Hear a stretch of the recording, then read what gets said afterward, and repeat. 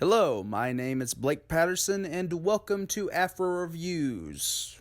On today's episode, I look at my most anticipated movies for 2022.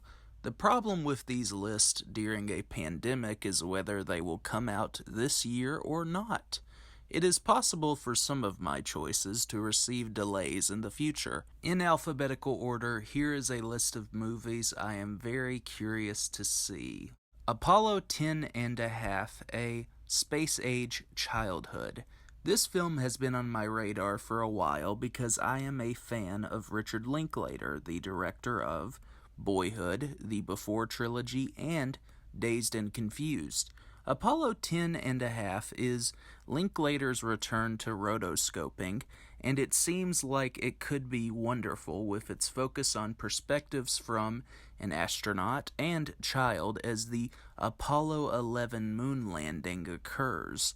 The film features voice acting by Jack Black, Glenn Powell, and Zachary Levi. Babylon is the latest film by Damien Chazelle, the auteur behind La La Land and Whiplash. According to Letterboxd, the film is about Hollywood's transition from silent films to talkies with fictional and historical figures. The movie features Brad Pitt, Margot Robbie, Katherine Waterston, Samara Weaving, and Tobey Maguire. I am thinking this will be an epic, and I am sure Chazelle can pull it off. Blonde. Andrew Dominik directed one of my favorite films this century, The Assassination of Jesse James by the coward Robert Ford. Blonde is Dominik's latest film, and it chronicles the private life of Marilyn Monroe. Netflix has been holding on this film's release because of a controversial scene in the movie. According to sources, Blonde was expected to be a contender for the awards season, yet Netflix never realized it was an art film. The film stars Ana de Armas, Adrian Brody, and Bobby Cannavale.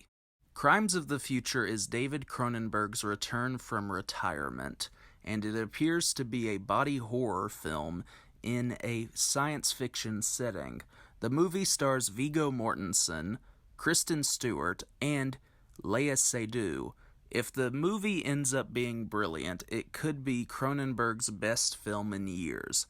I can only hope it is. The Fabelmans is Steven Spielberg's semi-autobiographical look at his childhood with performances by Paul Dano, Michelle Williams, Seth Rogen, and Once Upon a Time in Hollywood's Julia Butters. West Side Story displayed how Spielberg still had his magic. One could hope The Fabelmans is another great work in the master's career. Killers of the Flower Moon. Whether the movie is good or not, a Martin Scorsese picture is always an event. Killers of the Flower Moon is Scorsese's second film with a streaming service, and it features a brilliant cast: Leonardo DiCaprio, Robert De Niro, John Lithgow, Brendan Fraser, and Jesse Plemons. I am not too familiar with Lily Gladstone, but I hear she is a wonderful performer. The film involves serial killing and greed, so this could be one of Scorsese's best films. A Manual for Cleaning Women. Pedro Almodovar is without a doubt my favorite living filmmaker because of his humility and subversive genius. A Manual for Cleaning Women will be Almodovar's first feature-length film in English, and it stars the excellent Cate Blanchett. Since it will be in English, I figure more people in this country will watch the film. May December. Todd Haynes, the director of Far From Heaven and Superstar: A Karen Carpenter Story, is making a new film about an actress who visits an infamous couple to understand the circumstances of their tabloid chaos. As far as we know right now, the film features Natalie Portman and Julianne Moore. Even though we do not know too much about the production, it seems like May December could be a great film. Prince of Cats. William Shakespeare's Romeo and Juliet has been adapted for the big screen numerous times. Now Spike Lee is putting a spin on the source material by focusing on Tybalt's perspective with the Capulet crew in the 80s. Warner Brothers is distributing the film, so it will have a wide release unless they panic due to a superhero film. Anyways, I am intrigued by Lee's idea for this adaptation. And The Whale. From Requiem for a Dream to Mother, Darren Aronofsky is one of the most daring artists in contemporary America. Aronofsky may not appeal to everyone, but I think the man is a surreal genius.